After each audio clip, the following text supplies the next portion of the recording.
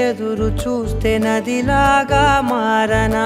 చైత్రమల్లె నువ్వు పూస్తే చిగురాకే అవ్వనా నన్నే వరించే యువరాజును అంట నీ యువ